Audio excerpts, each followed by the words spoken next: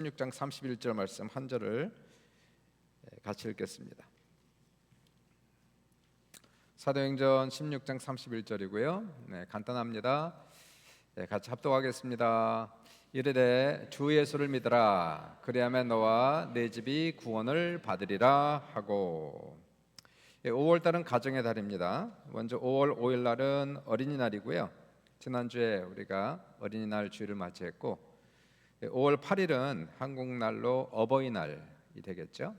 우리 캐나다 북미에서는 5월 두 번째 주일을 그냥 Mother's Day, 어머니 날로 하지만 한국에서는 어버이날로 이렇게 정해서 기념하고 있고요. 5월 15일 날은 유엔에서 가정의 날로 정했어요. 5월 15일 날이 가정의 날이 되겠습니다. 한국에서는 스승의 날 5월 15일이 되고요. 그리고 5월 21일 날은 부부의 날입니다. 그래서 둘이 합하여 하나가 되었기 때문에 21일이에요. 2일. 그래서 부부의 날은 5월 21일. 그래서 5월 달은 가정의 날로서 어린이날, 어버이날, 가정의 날, 부부의 날. 가정이 행복해야 진짜 행복한 사람이고요. 톨스토이는 말하기를 가정에서 행복을 얻을 수 없다면 어디에서도 행복을 얻을 수 없다라고 얘기했습니다. 무어라는 철학자는 사람은 그가 필요로 하는 것을 찾기 위하여 온 세상을 여행하다가 결국 집으로 돌아와서 그것을 찾는다라고 말했습니다. 이 한 폭의 아름다운 그림을 그리고 싶어 했던 화가가 있었는데요. 이 화가는 그 마을에서 존경받는 세 분을 찾아가서 똑같이 물었어요. 이 세상에서 가장 아름다운 것은 무엇입니까? 그랬더니 한 분은 얘기하기를 세상에서 가장 아름다운 것은 믿음입니다. 슬픔은 뒤를 돌아보게 하고 걱정은 주위를 돌아보게 하지만 믿음은 위를 바라보게 합니다. 믿음은 모든 절망을 이기게 하고 죽음까지도 정복하는 힘이 있습니다. 믿음이 참 아름답다.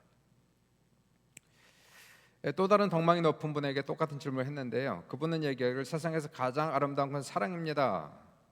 사랑은 가난도 부유하게 하고 눈물도 달콤하게 만들고 적은 것도 많게 만듭니다. 사랑이 중요하구나. 또 다른 세 번째 그 덕망이 높은 분에게 물었더니 그분은 얘기하기를 세상에서 가장 아름다운 것은 평화입니다.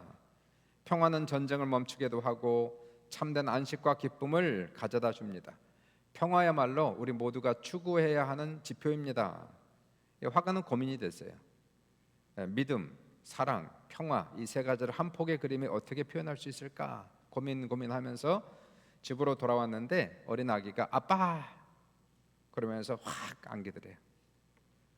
그 속에서 화가는 그 아빠에 대한 어린 자녀의 믿음을 보았고요. 그 모습을 바라보는 남편과 아기의 모습을 바라보는 아내의 웃는 얼굴 속에서 사랑을 보았고요. 바로 그 순간에 화가의 마음속에 밀려든 말할 수 없는 이 깊은 평화가 넘쳐났답니다. 그래서 화가는 깨달았대요. 세상에서 가장 아름다운 것은 가정이구나. 근데 문제가 있죠. 왜냐하면 세상에 믿음, 사랑, 평화가 충만한 가정, 완전한 가정, 문제가 없는 가정은 하나도 없다는 겁니다. 가정은 유토피아가 아니라 디스토피아다 그렇게 얘기하고 있어요. 우리가 다 멀쩡하게 앉아있지만 그러나 실상 속으로 들여다보면 문제가 없는 가정이 하나도 없어요. 부부간의 문제, 부모의 문제, 자녀의 문제, 형제 자매의 갈등 등 너무나 많은 아픔과 어려움들이 사실상 우리 가정 속에 다 들어가 있습니다. 러셀 무어가 쓴 폭풍 속의 가정이라는 책이 있는데요. 저자는 그 책 속에서 벌써 그 타이틀 자체가 폭풍 속의 가정 이런 말을 합니다. 가족은 우리에게 엄청난 기쁨의 원천인 동시에 엄청난 고통의 원천이다. 어떤 사람들은 평생 부모를 원망하며 살아간다. 또 어떤 사람들은 탈만했던 자녀들 때문에 지난 세월을 한탄하며 지낸다. 가족은 우리를 살리기도 하고 짓뭉개기도 한다. 가족은 영적 전쟁이다. 가족은 우리의 치부를 드러낸다 라고 쓰고 있어요. 왜 가정 안에 이렇게 큰 아픔이 있을까? 우리는 다 행복을 찾아서 가정을 꾸리고 살아가는데 결혼도 하고 자녀도 낳는데 결혼을 해도 문제고 안 해도 문제고요. 자녀를 낳아도 문제고 안 낳아도 문제고. 왜 이렇게 아픔이 있는 걸까요? 러셀 무어는 말하기를 한마디로 가정에 문제가 있는 이유는 죄성을 가진 인간이 꾸려가는 것이 가정이기 때문에 문제가 없을 수 없다는 거예요. 저는 전적으로 그 말에 공감하고요. 죄인들이 모인 곳은 반드시 문제가 있고 아픔이 있다는 것이에요. 개인에게도 문제가 있고 가정에도 문제가 있고 교회에게도 역시 문제가 없을 수가 없다는 겁니다. 자, 성경을 보면은 확실하게 나온 것이 하나님께서 아담과 하와를 창조하시고 두 사람을 만나게 하셨고 부부가 되게 하셨어요. 그런데 이 사람들이 하나님께 범죄하고 죄가 세상에 들어오지 않았습니까? 그리고 그들이 자녀를 낳은 거예요. 그러니까 자녀를 꾸렸으니까 최초의 가정은 죄인들이 만나서 꾸린 게 가정이라는 것이.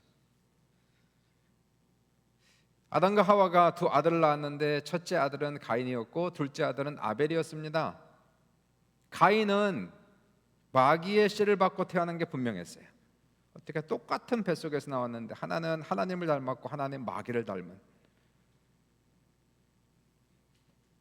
그래서 가인의 마음속에는 미움과 시기, 질투가 가득하여서 동생 아벨을 쳐 죽이는 사건이 인류 첫 번째 가정에서, 살인 사건이 첫 번째 가정에서 일어났어요. 자, 믿음의 가정이라고 문제가 없나요? 예수를 믿고 교회를 다닌다고 문제가 없나요? 성경에서는 아브라함의 하나님, 이삭의 하나님, 야곱의 하나님이라는 표현이 누차 나오는데요. 3대째 내려오는 믿음의 가정, 아브라함, 이삭, 야곱, 정말 믿음이 좋은 가정이었습니다. 신앙이 돈독한 사람이었고요. 그러나 아브라함의 집안에도 문제가 심각했고 이삭의 집안에도 문제가 컸고 야곱의 집안에는 더욱더 문제가 심각했습니다. 자녀가 많다 보니까 바람잘난 없었습니다. 다윗의 가정은 어떠했습니까? 다윗은 골리앗을 돌팔매로 쳐 죽이고 큰 승리를 이끈 믿음의 사람이었고요. 하나님께서 다윗을 가리켜서 이는 내 마음에 합한 자라 가장 큰 칭찬을 받은 사람이었는데, 그럼에도 불구하고 다윗의 가정에는 정말 너무나도 큰 아픔과 고통이 너무 많았습니다. 첫째 아들 암논이 있었는데 배다른 여동생 다말에 대해 흑심을 품었잖아요.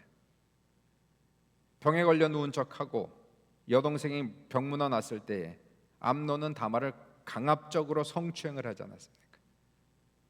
집안에 엄청난 수치스러운 일이 발생한 거예요.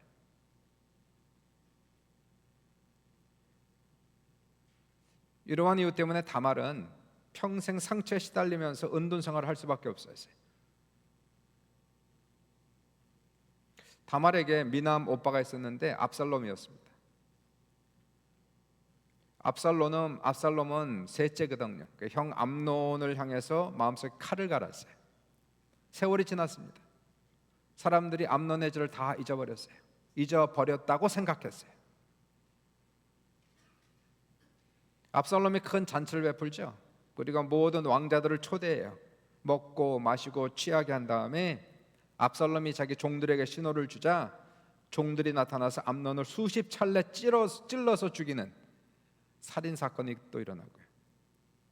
그리고 압살롬은 자기 아버지를 피해서 다른 나라로 도망가 버립니다. 그게 다윗의 가정이었어요. 가정에 문제가 많은 이유는, 우리의 가정에 왜 문제가 있습니까? 그 이유는 우리가 다 죄인이기 때문에 그런 거예요. 예수를 믿어도 아직 성화되지 않았기 때문에 이런 문제가 터지는 겁니다. 감사한 것은 예수님께서 죄인을 구원하시기 위해서 오셨다는 것이고요. 예수님은 우리의 개인뿐만이 아니라 가정도 구원하시는 분이신 것을 믿으시길 바랍니다. 여러분의 가정이 구원받기를 주의 이름으로 축복합니다. 변화받기를 주의 이름으로 축복합니다. 축복받기를 주님의 이름으로 축복합니다.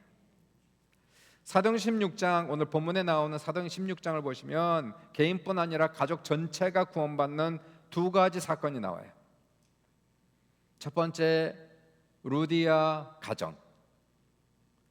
루디아는 옷감 장사하는 여인이었고요. 장사 잘했습니다. 돈 잘 벌었습니다. 하나님을 경외하는 여인이었는데 이 여자가 빨래터에서 빨래하다가 사도 바울의 전도를 받게 돼요. 루디아는 그 자리에서 즉각적으로 예수를 영접하고, 그리고 바울과 일행을 자기 집으로 초대해요. 바울은 루디아의 집에 가서 모든 가족들에게 복음을 전하고 다 예수를 영접합니다. 온 가족이 한날 침례를 받게 되는 이 가족 구원이 일어나요. 루디아 가족은 너무나 감사했죠. 자기뿐만 아니라 온 가족이 다 구원을 받았으니. 그래서 바울과 일행이 빌립보에 머무는 동안 자신의 집에 머물라고 간청을 하게 되고, 루디아의 집은 나중에 빌립보 교회가 되죠. 그리고 하나님 나라의 큰 역할을 감당하는 귀한 집안, 루디아 집안입니다. 그리고 오늘 본문에 나오는 빌립보 간수장의 집입니다. 사도 바울과 실라가 빌립보에서 복음을 전하다가 매 맞고 깊은 옥에 갇혔어요. 한밤중에 그들의 발이 쇠사슬에 묶인 채로 하나님을 찬양합니다. 온몸은 두들겨 맞고 피나고 고통스럽고, 발은 착고에 묶인 채로 하나님을 찬양하죠. 감사해요. 자, 그러한 찬양 소리에 옥토는 움직이고 옥문은 열리고 모든 사람이 묶여있던 것들이 다 풀어져요. 이 옥을 지키고 있었던 간수장이 깜짝 놀라서 뛰어들어 보니까 문이 활짝 열려 있는 거예요. 죄수들이 다 도망간 것을 생각하고 칼을 빼어 자결하려고 할 때 바울이 큰 소리로 외치기를, 몸을 상하게 하지 마십시오. 우리가 다 여기 있습니다. 간수장이 등불을 들고 들어가 보니까 옥문은 열렸는데 사슬은 다 풀렸는데 바울과 실라가 도망가지 않고 그 자리에 서 있는 거예요. 그리고 그들의 얼굴에서 광채가 막 나는 것 같아요. 천사가 있는 것 같은 느낌. 간수장이 떨면서 엎드려 말합니다. 선생들이여, 내가 어떻게 해야 구원을 받겠습니까? 그때 바울이 외친 말, 주 예수를 믿으라. 그리하면 너와 내 집이 구원을 받으리라. 그러니까 간수장이 바울과 실라를 자신의 집으로 모셔다가 상처를 닦아주고 복음을 듣고 집안 모든 사람들이 한날 한시에 침례를 받고 그리고 구원을 받는 루디아의 집안 전체, 간수장 집안 전체. 그 당시 집안은 핵가족이 아니라 대가족 제도였어요. 간수장 정도, 또 루디아 같은 잘 사는 집안 정도면 한 집안에 보통 10명, 20명씩 모여 살고 있는 대가족 제도였어요. 그러니까 빌립보에서 루디아 집안 전체가 구원받았습니다. 간수장 집안 전체가 구원을 받았습니다. 졸지에 교회가 50명, 60명 복적거리는 거예요. 하나님의 놀라운 기적의 역사가 두 집안을 통해서 일어난 것을 볼 수가 있게 돼요. 가족 전체가 구원을 받으시길 주의 이름으로 축복합니다. 여러분의 남편도 구원받고, 아내도 구원받고, 부모도 구원받고, 자녀도 구원받고, 형제도 구원받고, 여러분의 모든 가족 전체에 구원의 역사가 일어날 수 있기를 주님의 이름으로 축원합니다. 그리고 가정이 점점 행복해져야죠. 발전해야죠. 하나님의 복을 받아야죠. 예수 안에서 가정이 복을 받아야죠. 평안해지시고 기쁨이 넘치고 행복이 넘치는, 점점 잘 되는 귀한 역사가 여러분의 가정에 다 넘칠 수 있기를 주님의 이름으로 축원합니다. 가족이 구원을 받기 위해서는 중요한 게, 먼저 집안에 믿음의 선구자가 한 사람 있어야 돼요. 믿음의 선구자 한 사람이 딱 서야 됩니다. 누군가 한 사람이 예수를 잘 믿어야 돼요. 그리고 집안의 구원을 위하여 하늘의 미랄이 되어야 돼요. 우리 가족은 원래 불교 집안이었거든요. 오래전에 한국에서 저희 어머님께서 저를 열심히 다니시고 불공도 열심히 드리시고, 저도 초등학교 때는 어머니를 따라서 저 산 높에 있는 절들을 다니면서 절도 하고 절밥도 많이 먹고, 우리 집안에 부족도 많이 있었어요. 부족들이 많아요. 그러다가 이제 저희 어머님이 전도를 받았잖아요. 저희가 이제 장희동에 살았거든요. 장희동 고개, 장희동 고개 1동이죠. 장희동 고개 1동에 살았는데 우리가 조그만 가게를 하나 있어요. 장희동 고개고 내리막길에서. 바로 그 옆집에 약국이 하나 있었는데 그 약국 주인 아주머니가 젊은 여집사님이셨어요. 열심히 있는 집사님. 그분이 얼마나 친절하게 우리에게 대해주는지. 또 우리가 이제 아버지가 돌아가시고 가난하니까 또 불쌍하다고 약도 공짜로 많이 줘줬어요. 제가 이제 대학 들어가고 나서는 그 집사님께서 뭐 이렇게 광고도 붙여가지고 그 약국에다가 과외도 주선해가지고 제가 아이들도 가르쳤고 참 도움도 많이 받았습니다. 그 약국 집사님이 그렇게 친절하게 하다가 저희 어머니에게 교회를 가자 그런 거예요. 교회 좀 나오라고. 그러니까 저희 어머님 또 그 당시에 또 절도 열심히 다녔으니까 저 절에 다닌다고 거절하니까 그 집사님 딱 한 번만, 우리 교회 부흥회가 있으니까 딱 한 번만 나오라고. 한 번만 오고 싫으면 나오지 않아도 된다고. 그래서 한 번만 나간 거예요. 한 번만, 딱 한 번, 미안해서. 그러니까 부흥회를 참석했는데 뭐 무슨 얘기를 들었는지 뭐 다 이해도 안 되죠.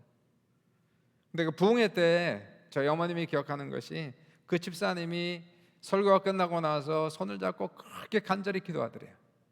자기를 위해서 눈물로 막 기도를. 무슨 기도했겠어요? 예수 믿게 해달라고, 구원해달라고, 그리고 성경책을 선물로 주더라는 거예요. 그런데 이제 이상한 일이 일어나기 시작하는 거죠. 그 장희동 교회를 이렇게 장희동 그 미아 3거를 지나서 이렇게 장희동 고개를 지나가면 그 꼭대기에 그 장로교회가 하나가 있어요. 그 이제 웬만큼 사이즈가 된 장로교회인데 그 저희 어머니가 교회를 지나갈 때면 그 교회를 자꾸 가고 싶은 생각이 자꾸 들더라는 거예요. 주일날이면 교회에서 종을 쳤는데 그 당시에 종소리만 들으면 마음이 콩닥콩닥해서 견딜 수가 없더라는 얘기. 그래서 가게를 했는데 그 주일날 그 시간 예배 드리는 시간에 가게 문 잠깐 닫아놓고 그 약국 집사님이 주신 성경책을 들고 교회 그냥 불이 나게 달려가서 그래서 5분도 안 걸립니다. 뛰어가면 맨 뒷자리에 앉아가지고 돌아오기를 한 주하고 두 주하고 세 주하고 그러다가 우리가 이민 온 거예요. 그러니까 저희 어머님이 이민 오자마자 저희 이모님을 따라서 그 큰언니죠. 큰언니를 따라서 순복음교회를 다니면서 정말 열심히 신앙생활을 그때부터 시작했어요. 한 사람의 전도의 씨앗이 그렇게 열매를 맺더라고요. 그 당시에 부흥회가 있었는데 81년, 82년도였겠죠. 83년 이때였는데 부흥회 새벽기도 때에 새벽 6시에 부흥회 새벽 예배가 있는데 차편이 없으니까 2시간을 걸어서 새벽 예배 참석하고 돌아오고. 그러니까 저희 가족에 있어서 믿음의 선구자는 저희 어머니였어요. 그렇게 신앙을 열심히 생활해왔고 기도했어요. 그러다가 제가 주님께 돌아가고 저 형님이 주님께 돌아가고 제 동생이 주님께 돌아가고 한 사람이 예수를 믿어서 믿음의 선구자가 되어서 하나의 미랄이 돼서 온 집안의 구원을 받는 놀라운 구원의 역사가 우리 여러분의 가정에도 다 일어날 수 있기를 주님의 이름으로 축원합니다. 물론 가족이 다 예수 믿는다고 문제가 없어지는 건 아니에요. 여전히 우리는 죄를 벗어나지 못하고 성화되지 못했기 때문에 부부간의 갈등이 있고 형제간의 갈등이 있고 이건 어쩔 수가 없는 겁니다. 특히 부부는 평생 함께하는 시간이 많기 때문에 서로 상처를 주는 일이 없도록 조심해야 되고요. 그리고 어떻게 상처를 또 안 줄 수가 있어요. 살다 보면 그럴 수도 있지 뭐. 그런가 보다 해야지 그걸 어떡하겠어요. 70번에 7번이라도 그런가 보다 해야 돼요. 용서하고 잘못이 있다면 그냥 물에 떠내려 버리고 자꾸 그거 집착하지 말고 붙들지 말고요. 어떤 TV 프로그램에 할아버지 할머니가 나왔잖아요. 사자성어 알아맞히기. 천생연분이란 단어가 나와서 할아버지가 할머니에게 설명했대요. 당신과 나 사이, 당신과 나 사이. 그랬더니 할머니가 물끄러미 쳐다보더니 왼수?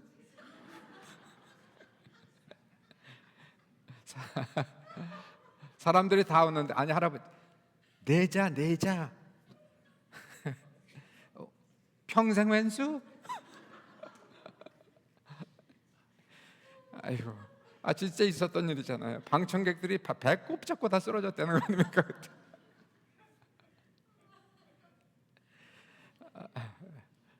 결혼하신 성도 여러분, 천생연분입니까? 평생 왼수입니까?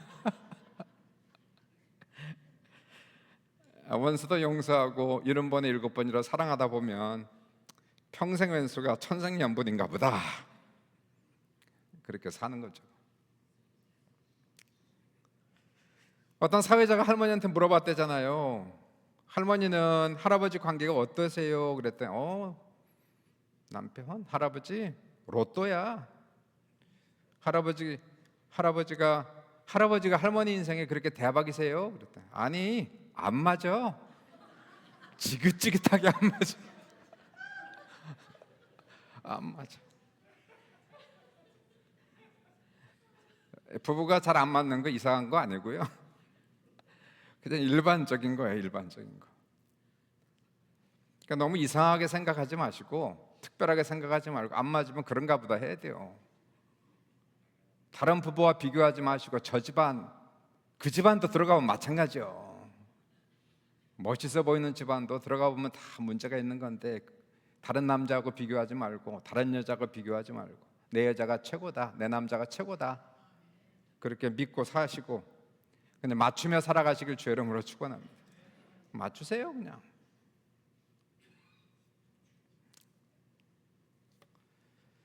어떤 부부가 심하게 말다툼을 했대요. 그래서 남편이 화가 나갖고 집을 나가버렸는데 막상 나가니까 갈 곳이 없더라는 겁니다. 날씨는 쌀쌀하고 집에 다시 돌아가자니 자존심이 허락하지 않고, 그래서 문 밖에서 소송되는데 아내가 문틈으로 보니까 남편이 얼쩡얼쩡거리는 거예요. 들어오지 못하고. 그래서 아내가 이제 찬송을 불렀다는 거예요. 돌아와 돌아와 마음이 고난이여 길이 참 어둡고 매우 험악하니 집을 나간 자여 어서와 돌아와 하고 집 문을 탁 열어줬어요. 남편이 멋쩍잖아요. 그러니까 슬쩍 들어오면서 찬송으로 받아쳤대요. 멀리 갔더니 초량하고 고나여 슬프고 또 외로워 정처 없이 다니니. 그런 거예요 인생이. 뭐 갈등이 있고 싸우고 그러면 또 덮어주고 그런가 보다 하고 맞추고 그러다 보면 왼수 같은데도 야, 이 사람이 내 남편이구나, 이 사람이 내 아내구나 그러면서 원수 같았는데 정이 들고 점점 더 사랑하게 되는 그러한 부부. 그래서 나중에는 이 사람이 없으면 못 살겠다, 이 사람이 최고다 라고 생각할 수 있는 천생연분이 될 수 있기를 주님의 이름으로 축복합니다. 부모 자녀의 관계는요 서로 의지하되 지나치게 의지하지 말고 집착하지 말아야 돼요. 물론 자녀가 어릴 때는 그들을 키워주는 게 부모의 책임이니까 마땅히 해야 되지만 그러나 성장한 후에는 자녀는 독립해야 됩니다. 집착하는 것은 죄입니다. 세상에 집착하는 거 죄고요. 돈에 집착하는 거 죄고요. 사람에게 집착하는 거 죄고요. 자식에게 집착하는 것도 죄인 거예요. 부모는 자녀에게 너무 집착하면 안 돼. 사랑해줘야죠. 집착한다는 건 너무 꽉 쥐고 있는 거거든요. 너무 꽉 쥐지 말라는 거예요. 이걸 뺏기지 않으려고 그냥 살살 잡고 계세요. 하나님께서 가져가시면 빠질 수 있을 정도로. 너무 꽉 잡고 있으면 사람이 추해져요. 안 뺏기려고. 죽어도 안 뺏기려고. 사람이 이상해 보입니다. 널널하게 사셔야 돼요. 엄마가 9살 된 아들에게 물었대요. 9살 된 아들, 너 커서 결혼한 다음에도 엄마랑 같이 살래? 그랬더니 컴퓨터를 하고 있던 아들이 엄마 잠깐 하고 뛰어나가더래. 10분에 돌아와서 엄마한테 답을 하기를 엄마 안 될 것 같아요.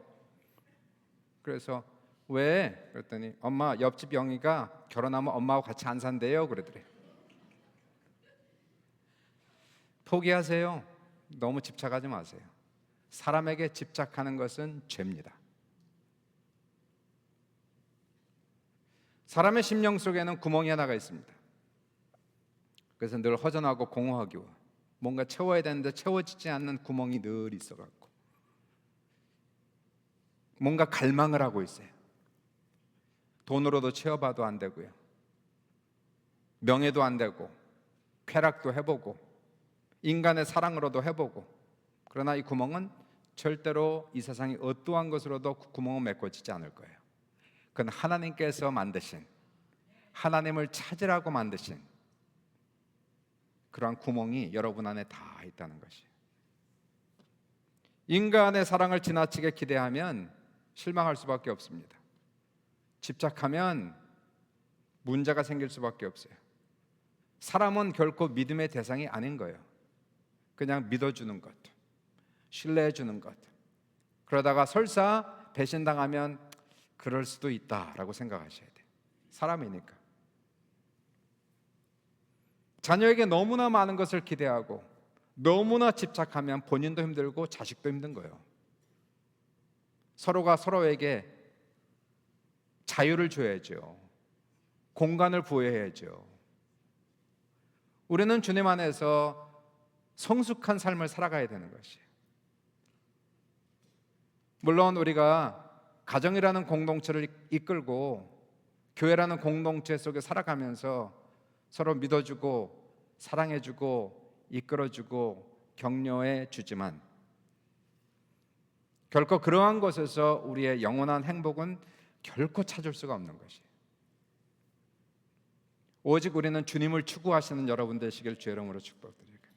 이 구멍을 메꿀 수 있는 분은 이 구멍보다 더 크신 분은 하나님밖에 없어요. 오직 하나님만이 여러분의 갈망을 채워주실 수 있고요, 여러분의 구멍을 메꿔주실 수 있고요, 여러분에게 진정한 행복을 주실 수 있으며 기쁨을 주실 수 있는 분은 오직 하나님밖에 없어요. 하나님을 찾으시기를 주님의 이름으로 축복합니다. 자녀들은 부모님을 공경해야 돼요. 완전한 부모는 없습니다. 다 부모를 통하여 상처를 받지만 그러나 부모님을 용서해드리고 특별히 늙어가는 부모님들을 불쌍히 여겨야 돼요. 세월이 얼마 남지 않았어요. 살 날이 얼마 남지 않았어요. 얼마 안 있으면 보고 싶어도 볼 수가 없습니다. 이제 곧 가십니다.